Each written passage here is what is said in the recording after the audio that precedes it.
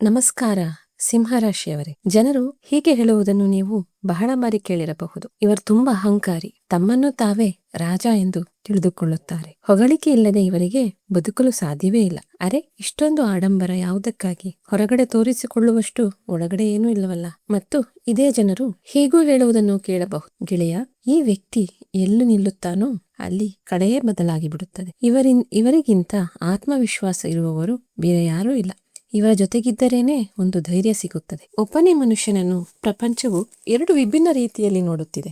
ಈಗ ಸಿಂಹರಾಶಿಯವರೇ, ನೀವು ಯೋಚಿಸುತ್ತಿರಬಹುದು, ಈ ಮಾತನ್ನು ನಾನು ನಿಮಗೆ ಏಕೆ ಹೇಳುತ್ತಿದ್ದೇನೆ ಎಂದು. ಮಾತಿನಲ್ಲಿ ಹುರುಳಿರಬೇಕಲ್ಲವೇ? ನೋಡಿ ಸಿಂಹರಾಶಿಯವರೇ, ಯಾರು ಹೊರಗಿನಿಂದ ಇಷ್ಟೊಂದು ಕಾನ್ಫಿಡೆಂಟ್ ಆಗಿ ಕಾಣುತ್ತಾರೋ, ಯಾರ ಹೊಳಪನ್ನು ನೋಡಿ ಪ್ರಪಂಚವು ಹೊಟ್ಟೆ ಕಿಚ್ಚು ಪಡುತ್ತದೆಯೋ, ಅವರು ಕೂಡ ಈ ಒಳಗಿನಿಂದ ತುಂಬಾ ಒಂಟಿಯಾಗಿರುತ್ತಾರೆ. ಆದರೆ ಅವರ ನೈಜತೆಯನ್ನು ಯಾರು ಅರ್ಥ ಮಾಡಿಕೊಳ್ಳಲು ಪ್ರಯತ್ನಿಸದಿದ್ದಾಗ ಅವರು ತಮ್ಮ ನೋವನ್ನು ಮುಗುಳ್ನಕ್ಕೂ ಮುಚ್ಚಿಟ್ಟುಕೊಳ್ಳುತ್ತಾರೆ. ಆಗಸ್ಟ್ 3ರಿಂದ ಆಗಸ್ಟ್ 15ರವರೆಗೆ ನಿಮ್ಮ ಮನೆಯಲ್ಲಿ ದೊಡ್ಡ ಬದಲಾವಣೆ ಆಗಲಿದೆ. ಏನಾಗಲಿದೆ, ಹೇಗೆ ಆಗಲಿದೆ, ಇದೆಲ್ಲವನ್ನೂ ನಾನು ನಿಮಗೆ ಈ ವಿಡಿಯೋದಲ್ಲಿ ವಿವರವಾಗಿ ಹೇಳುತ್ತೇನೆ. ದಯವಿಟ್ಟು ಸಂಪೂರ್ಣ ವಿಡಿಯೋವನ್ನು ಖಂಡಿತವಾಗಿ ನೋಡಿ. ಮತ್ತು ನಿಮಗೆ ನಮ್ಮ ಚಾನೆಲ್ನ ಕಂಟೆಂಟ್ ಇಷ್ಟವಾದರೆ ಹಾಗೂ ನಮ್ಮ ಈ ಪ್ರಯತ್ನವನ್ನು ಮುಂದುವರಿಸಲು ನೀವು ಸಹಕರಿಸಲು ಬಯಸಿದರೆ, ನೀವು ನಮ್ಮ ಚಾನೆಲ್ನ ಮೆಂಬರ್ಶಿಪ್ ಅನ್ನು ಜಾಯಿನ್ ಮಾಡುವ ಮೂಲಕ ನಮಗೆ ಬೆಂಬಲ ನೀಡಬಹುದು. ನಿಮ್ಮ ಒಂದು ಸಣ್ಣ ಸಹಕಾರವು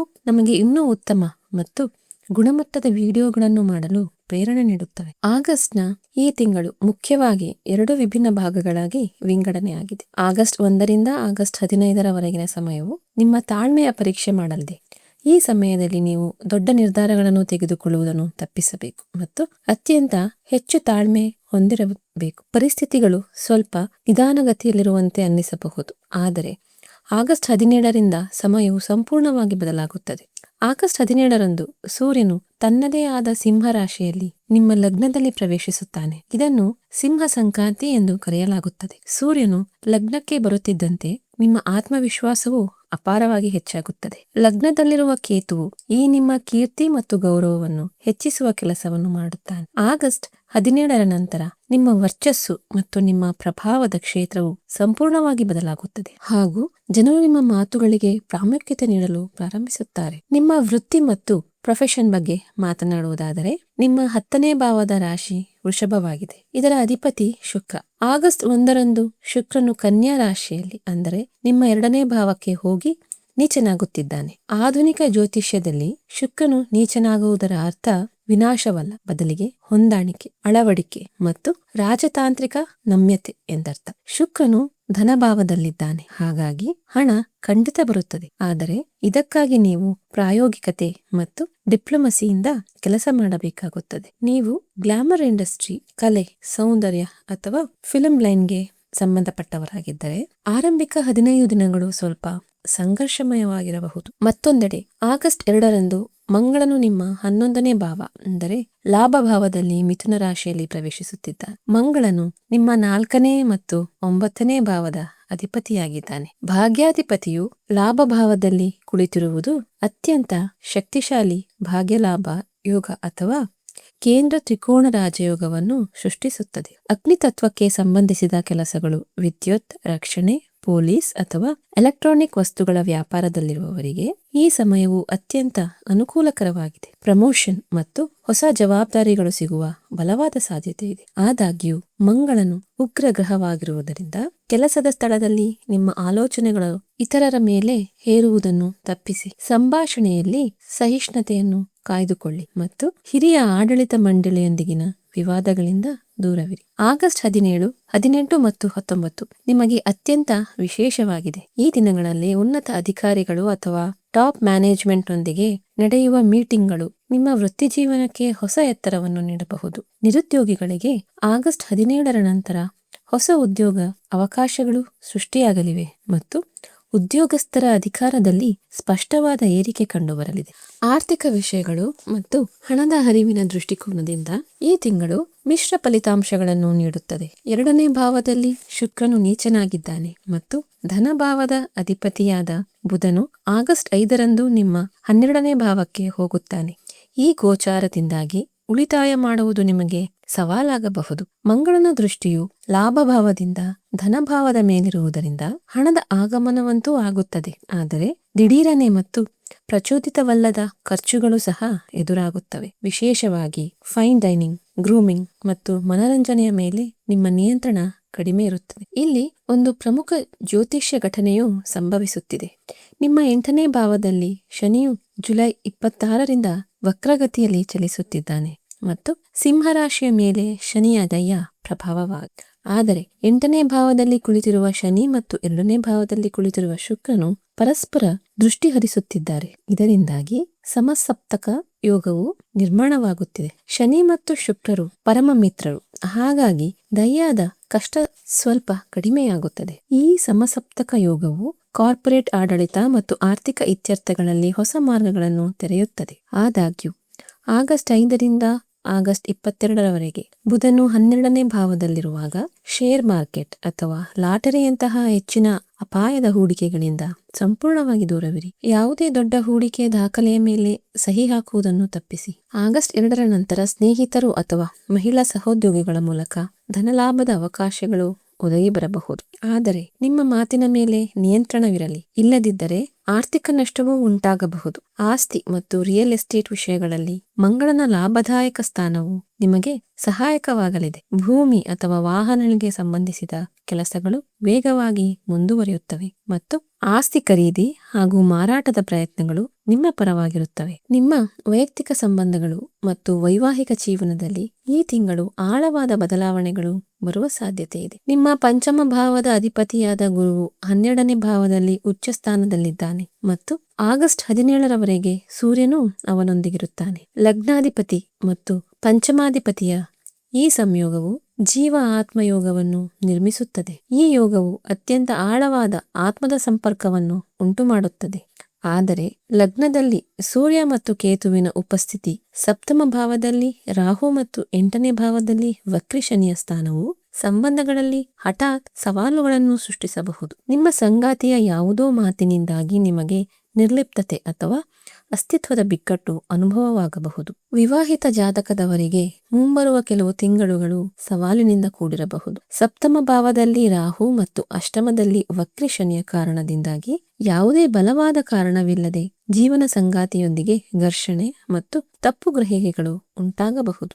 ಜೀವನ ಸಂಗಾತಿಯ ನಡವಳಿಕೆ ಹಠಮಾರಿಯಾಗಿರಬಹುದು ಮತ್ತು ಅವರಿಗೆ ಹೊಟ್ಟೆ ಅಥವಾ ಸೊಂಟಕ್ಕೆ ಸಂಬಂಧಿಸಿದ ಆರೋಗ್ಯ ಸಮಸ್ಯೆಗಳು ಸಹ ಕಾಡಬಹುದು. ಈ ಸಂದರ್ಭದಲ್ಲಿ ನೀವು ಶಾಂತವಾಗಿರಬೇಕು. ನಿಮ್ಮ ಮಾತಿನಿಂದ ಯಾರಿಗೂ ನೋವುಂಟು ಮಾಡಬೇಡಿ ಮತ್ತು ಒಂದು ವೇಳೆ ದೂರವಾಗುವ ಪರಿಸ್ಥಿತಿ ಬಂದರೆ ನಿಮ್ಮ ಕಡೆಯಿಂದ ಯಾವುದೇ ನಕಾರಾತ್ಮಕ ಪ್ರತಿಕ್ರಿಯೆ ನೀಡುವುದನ್ನು ತಪ್ಪಿಸಿ. ಆಗಸ್ಟ್ 28ರಂದು ಕುಂಭರಾಶಿಯಲ್ಲಿ, ಅಂದರೆ ನಿಮ್ಮ ಸಪ್ತಮ ಭಾವದಲ್ಲಿ ರಾಹುವಿನ ಉಪಸ್ಥಿತಿಯ ನಡುವೆ ಚಂದ್ರಗ್ರಹಣ ಸಂಭವಿಸಲಿದೆ. ಈ ದಿನ ಯಾವುದೇ ಬೆಲೆ ತೆತ್ತಾದರೂ ನಿಮ್ಮ ಜೀವನ ಸಂಗಾತಿ ಅಥವಾ ಬಿಸ್ನೆಸ್ ಪಾರ್ಟ್ನರ್ ಜೊತೆಗೆ ಯಾವುದೇ ದೊಡ್ಡ ನಿರ್ಧಾರವನ್ನು ತೆಗೆದುಕೊಳ್ಳಬೇಡಿ ಮತ್ತು ಕಾನೂನು ಒಪ್ಪಂದಗಳಿಗೆ ಸಹಿ ಹಾಕುವುದನ್ನು ತಪ್ಪಿಸಿ. ಸಾರ್ವಜನಿಕ ಸಭೆಗಳಲ್ಲಿ ಈಗೋ ಕ್ಲಾಶ್ಗಳಿಂದ ಸಂಪೂರ್ಣವಾಗಿ ದೂರವಿರಿ. ಆರೋಗ್ಯದ ಬಗ್ಗೆ ಸಿಂಹರಾಶಿಯವರು ಅತ್ಯಂತ ಜಾಗರೂಕರಾಗಿರಬೇಕಾದ ಅವಶ್ಯಕತೆ ಇದೆ. ನಿಮ್ಮ 6ನೇ ಭಾವದ ಅಧಿಪತಿಯಾದ ಶನಿಯು ನಿಮಗೆ ಶತ್ರು ಗ್ರಹವಾಗಿದ್ದು 8ನೇ ಭಾವದಲ್ಲಿ ವಕ್ರಿಯಾಗಿದ್ದಾನೆ. ಇದರ ಪರಿಣಾಮವಾಗಿ ನಿಮಗೆ ಕೀಲು ನೋವು, ಸೊಂಟ ನೋವು ಮತ್ತು ಕಾಲುಗಳಲ್ಲಿ ನೋವಿನ ದೂರುಗಳು ಬರಬಹುದು. ಶನಿಯ ದೃಷ್ಟಿಯು ಪಂಚಮ ಭಾವದ ಮೇಲಿರುವುದರಿಂದ ಜೀರ್ಣಾಂಗದ ಅಸ್ವಸ್ಥತೆಗಳ ಆತಂಕವಿರುತ್ತದೆ. ಮಾನಸಿಕ ಒತ್ತಡದ ಕಾರಣದಿಂದಾಗಿ ನಿದ್ರಾಹೀನತೆಯನ್ನು ಎದುರಿಸಬೇಕಾಗಬಹುದು. ಆಗಸ್ಟ್ 17ರವರೆಗೆ ಸೂರ್ಯನು 12ನೇ ಭಾವದಲ್ಲಿರುವುದರಿಂದ ನಿಮ್ಮ ರೋಗ ನಿರೋಧಕ ಶಕ್ತಿಯ ಬಗ್ಗೆ ವಿಶೇಷ ಗಮನ ಹರಿಸಿ. ಕಣ್ಣುಗಳು, ಗಂಟಲು ಅಥವಾ ನರಗಳಿಗೆ ಸಂಬಂಧಿಸಿದ ಸಮಸ್ಯೆಗಳು ಉದ್ಭವಿಸಬಹುದು. ಯಾವುದೇ ದೈಹಿಕ ಲಕ್ಷಣಗಳು ಕಂಡು ಬಂದರೆ ಖಂಡಿತವಾಗಿಯೂ ವೈದ್ಯಕೀಯ ಸಲಹೆಯನ್ನು ತೆಗೆದುಕೊಳ್ಳಿ. ಆಗಸ್ಟ್ 17ರ ನಂತರ ಸೂರ್ಯನು ನಿಮ್ಮ ಲಗ್ನಕ್ಕೆ ಬಂದಾಗ ನಿಮ್ಮ ಇಮ್ಯುನಿಟಿ ಮತ್ತು ಶಕ್ತಿಯಲ್ಲಿ ಅಪಾರ ಸುಧಾರಣೆಯಾಗುತ್ತದೆ. ವಿದ್ಯಾರ್ಥಿಗಳಲ್ಲಿ ಪಂಚಮಾಧಿಪತಿ ಗುರುವಿನ 12ನೇ ಭಾವದಲ್ಲಿನ ಉಚ್ಚ ಸ್ಥಾನವು ವಿದೇಶಿ ವಿಶ್ವವಿದ್ಯಾಲಯಗಳು ಅಥವಾ ದೂರದ ಶೈಕ್ಷಣಿಕ ಪ್ರಯಾಣಕ್ಕಾಗಿ ಅತ್ಯಂತ ಅನುಕೂಲಕರವಾಗಿದೆ. ಆಗಸ್ಟ್ 5ರಿಂದ ಆಗಸ್ಟ್ 20ರವರೆಗೆ 12ನೇ ಭಾವದಲ್ಲಿ ಸರಸ್ವತಿ ಯೋಗವು ಸಕ್ರಿಯವಾಗಿರುತ್ತದೆ. ಆರಂಭಿಕ 3 ವಾರಗಳಲ್ಲಿ ನಿಮ್ಮ ಗಮನವನ್ನು ಡೀಪ್ ರಿವಿಷನ್ ಮತ್ತು ಸಂಶೋಧನೆಯ ಮೇಲೆ ಕೇಂದ್ರೀಕರಿಸಿ. ಆಗಸ್ಟ್ 17ರ ನಂತರ ಸ್ಪರ್ಧಾತ್ಮಕ ಪರೀಕ್ಷೆಗಳಲ್ಲಿ ಅತ್ಯುತ್ತಮ ಫಲಿತಾಂಶಗಳು ಸಿಗುವ ಸಾಧ್ಯತೆ ಇದೆ. ಗೃಹಿಣಿಯರಿಗೆ 2ನೇ ಭಾವದಲ್ಲಿ ನೀಚನಾದ ಶುಕ್ರನು ವಿಸ್ತೃತ ಕುಟುಂಬದೊಂದಿಗೆ ಸಂಬಂಧಗಳಲ್ಲಿ ಉದ್ವಿಗ್ನತೆಯನ್ನು ತರಬಹುದು. ನೀವು ರಾಜತಾಂತ್ರಿಕ ಮತ್ತು ಶಾಂತವಾದ ಮಾತುಗಳನ್ನು ಬಳಸುವ ಮೂಲಕ ಪರಿಸ್ಥಿತಿಗಳನ್ನು ನಿಭಾಯಿಸಬೇಕಾಗುತ್ತದೆ. ಆಗಸ್ಟ್ 24, 25 ಮತ್ತು 26 ನಿಮಗೆ ಅತ್ಯಂತ ಶುಭವಾಗಿವೆ. ಆ ಸಮಯದಲ್ಲಿ ಸಂತಾನದ ಕಡೆಯಿಂದ ಸಂತೋಷ ಮತ್ತು ಕೌಟುಂಬಿಕ ಆನಂದ ಪ್ರಾಪ್ತವಾಗುತ್ತದೆ. ಹಿರಿಯರು ಮತ್ತು ನಿವೃತ್ತ ಜಾತಕದವರಿಗೆ ಗುರುವಿನ ಸ್ಥಾನವು ಆಧ್ಯಾತ್ಮಿಕ ಚಿಂತನೆಗೆ ಅತ್ಯುತ್ತಮ ಅವಕಾಶವನ್ನು ನೀಡುತ್ತಿದೆ. ಕೌಟುಂಬಿಕ ವಿವಾದಗಳಿಂದ ನಿಮ್ಮನ್ನು ನೀವು ದೂರವಿಟ್ಟುಕೊಳ್ಳಿ ಮತ್ತು ನಿಮ್ಮ ಸಮಯವನ್ನು ಧಾರ್ಮಿಕ ಕಾರ್ಯಗಳು ಅಥವಾ ತೀರ್ಥಯಾತ್ರೆಯಲ್ಲಿ ಕಳೆಯಿರಿ. ಹಳೆಯ ಕಾನೂನು ಪ್ರಕರಣಗಳು ಇದ್ದಕ್ಕಿದ್ದಂತೆ ನಿಮ್ಮ ಪರವಾಗಿ ಒಲಿದು ಬರಬಹುದು. ಈ ತಿಂಗಳ 2 ಗ್ರಹಣಗಳು ನಿಮಗೆ ಪ್ರಮುಖ ತಿರುವುಗಳಾಗಿವೆ. ಆಗಸ್ಟ್ 12ರಂದು ಸಿಂಹ ರಾಶಿಯಲ್ಲಿ, ಅಂದರೆ ನಿಮ್ಮ ಲಗ್ನದಲ್ಲಿ ಸೂರ್ಯಗ್ರಹಣ ಬೀಳುತ್ತಿದೆ. ಇದು ಅತ್ಯಂತ ಹೆಚ್ಚು ಏರಿಳಿತದ ದಿನವಾಗಿದೆ. ಅತಿ ಅಪಾಯದ ಚಟುವಟಿಕೆಗಳಿಂದ ದೂರವಿರಿ ಮತ್ತು ಹಿರಿಯ ಅಧಿಕಾರಿಗಳು ಅಥವಾ ಸರ್ಕಾರದೊಂದಿಗೆ ಈಗೋ ಕ್ಲಾಶ್ ಮಾಡಿಕೊಳ್ಳಬೇಡಿ. ಆಗಸ್ಟ್ 28ರಂದು ನಿಮ್ಮ ಸಪ್ತಮ ಭಾವದಲ್ಲಿ ಚಂದ್ರಗ್ರಹಣವಿದೆ. ಈ ದಿನ ನಿಮ್ಮ ಮದುವೆ ಮತ್ತು ಸಾರ್ವಜನಿಕ ಸಂಬಂಧಗಳನ್ನು ಸುರಕ್ಷಿತವಾಗಿಟ್ಟುಕೊಳ್ಳಿ. ನಿಮ್ಮ ಪರವಾಗಿ ಆಗಸ್ಟ್ 17, 18 ಮತ್ತು 19 ಅಧಿಕೃತ ಒಲವಿನ ದಿನಗಳಾಗಿವೆ. ಆಗಸ್ಟ್ 20, 21 ಮತ್ತು 22 ಹಣದ ಹರಿವು ಮತ್ತು ಆರ್ಥಿಕ ಲಾಭಕ್ಕೆ ಶುಭಕರವಾಗಿವೆ. ಆಗಸ್ಟ್ 22ರಿಂದ 24ರವರೆಗೆ ಪ್ರಯಾಣಕ್ಕೆ ಮತ್ತು ಆಗಸ್ಟ್ 26ರಿಂದ 28ರವರೆಗೆ ಮನರಂಜನೆಗೆ ಹಾಗೂ ಸಕಾರಾತ್ಮಕ ಭಾವನೆಗಳಿಗೆ ಅನುಕೂಲಕರವಾಗಿರುತ್ತವೆ. ವೈದಿಕ ಜ್ಯೋತಿಷ್ಯದ ಪ್ರಕಾರ ಸರಿಯಾದ ಕರ್ಮ ಮತ್ತು ಪರಿಹಾರಗಳು ಈ ಗ್ರಹಗಳ ನಕಾರಾತ್ಮಕತೆಯನ್ನು ದೂರ ಮಾಡಬಹುದು. 12ನೇ ಭಾವದ ಸೂರ್ಯ ಮತ್ತು ಲಗ್ನದ ಗ್ರಹಣ ದೋಷದ ಶಮನಕ್ಕಾಗಿ ಪ್ರತಿದಿನ ಬೆಳಿಗ್ಗೆ ಸೂರ್ಯ ದೇವರಿಗೆ ಜಲವನ್ನು ಅರ್ಪಿಸಿ ಮತ್ತು ಓಂ ಗೃಣಿ ಸೂರ್ಯಾಯ ನಮಃ ಎಂದು ಜಪಿಸಿ. ಭಾನುವಾರದಂದು ನಿರ್ಗತಿಕರಿಗೆ ಗೋಧಿ ಮತ್ತು ಬೆಲ್ಲವನ್ನು ದಾನ ಮಾಡಿ. ಕೇತುವಿನ ಅಡೆತಡೆಗಳನ್ನು ನಿವಾರಿಸಲು ಸಂಕಷ್ಟಹರ ಚತುರ್ಥಿಯಾದ ಆಗಸ್ಟ್ 2 ಮತ್ತು 31ರಂದು ಭಗವಾನ್ ಗಣೇಶನನ್ನು ಪೂಜಿಸಿ. ನೀಚನಾದ ಶುಕ್ರನ ನಕಾರಾತ್ಮಕ ಪ್ರಭಾವ ಮತ್ತು ಧನಹಾನಿಯನ್ನು ತಡೆಯಲು ಶುಕ್ರವಾರದಂದು ಮಾತಾ ದುರ್ಗೆಯನ್ನು ಆರಾಧಿಸಿ ಮತ್ತು ಬಿಳಿ ಬಣ್ಣದ ವಸ್ತುಗಳನ್ನು ದಾನ ಮಾಡಿ. ಶನಿಯ ದಯ್ಯ ಪ್ರಭಾವವನ್ನು ಕಡಿಮೆ ಮಾಡಲು ಶನಿವಾರದಂದು ಅಸಹಾಯಕರಿಗೆ ಭೋಜನ ಮಾಡಿಸಿ. ಕಪ್ಪು ಬಣ್ಣದ ವಸ್ತುಗಳನ್ನು ದಾನ ಮಾಡಿ ಮತ್ತು ನಿಯಮಿತವಾಗಿ ಹನುಮಾನ್ ಚಾಲೀಸವನ್ನು ಪಠಿಸಿ.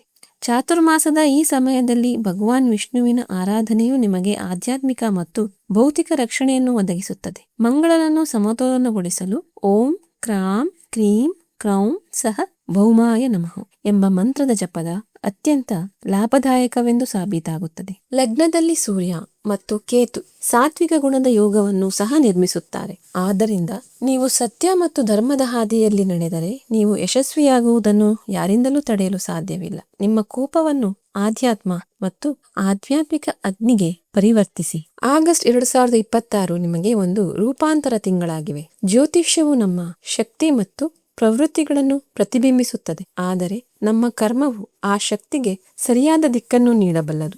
ಯಾರು ತಾಳ್ಮೆ ಕಾಯ್ದುಕೊಳ್ಳುತ್ತಾರೋ, ತಮ್ಮ ಮಾತಿನ ಮೇಲೆ ನಿಯಂತ್ರಣವಿಟ್ಟುಕೊಳ್ಳುತ್ತಾರೋ ಮತ್ತು ಆಗಸ್ಟ್ 17ರವರೆಗೆ ಸಮಯದಿಂದ ಕಾಯುತ್ತಾರೋ ಅವರು ಈ ತಿಂಗಳ ಕೊನೆಯಲ್ಲಿ ಅತ್ಯಂತ ಬಲಿಷ್ಠರಾಗಿ ಹೊರಹೊಮ್ಮುತ್ತಾರೆ. ನಿಮ್ಮ ಆರೋಗ್ಯ ಕಡೆ ಗಮನ ಹರಿಸಿ, ಊಹಾಪೋಹಗಳಿಂದ ದೂರವಿರಿ ಮತ್ತು ಕೋಪವನ್ನು ನಿಯಂತ್ರಿಸಿ.